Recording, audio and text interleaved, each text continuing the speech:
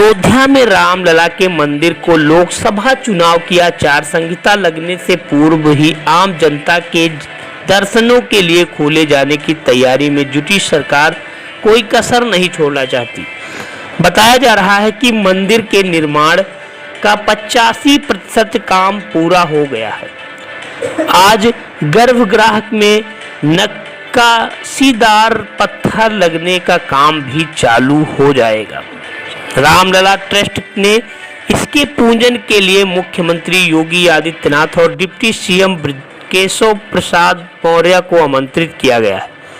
वैदिक मंत्रोच्चार और पूजा पाठ के बीच सुबह 9 बजे से पत्थर को जोड़ने का काम शुरू होगा। ट्रस्ट की ओर से महासचिव चपत राय ने पत्र भेजकर संतों को भी आमंत्रित किया है। जानकारी के अनुसार मंदिर में फिनिशिंग के साथ खिड़की, दरवाजे और अचल मूर्ति के निर्माण पर भी जल्द काम होगा। मंदिर ट्रस्ट की बैठक में भवन निर्माण समिति के चेयरमैन भूपेंद्र मिश्रा, ट्रस्ट के महासचिव चपत राय और कोषाध्यक्ष गोविंद देव गिरी कामेश्वर चौपाल स्वयं सारे कामों की निगरानी कर रहे हैं ताकि काम नियत समय पर हो। बीते दिन राम मंदिर भवन निर्माण समिति की 2 दिवसीय बैठक के बाद ट्रस्ट के लोगों ने मूर्ति निर्माण कार्यशाला और राम जन्मभूमि पथ का निरीक्षण किया।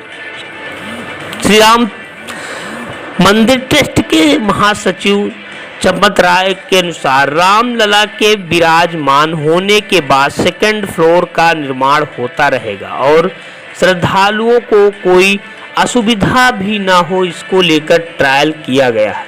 इसके अलावा निषाद राज, सबरी, अहिल्या, वाल्मीकि, वशिष्ठ की मूर्ति बनाए जाने को लेकर मंथन हुआ था।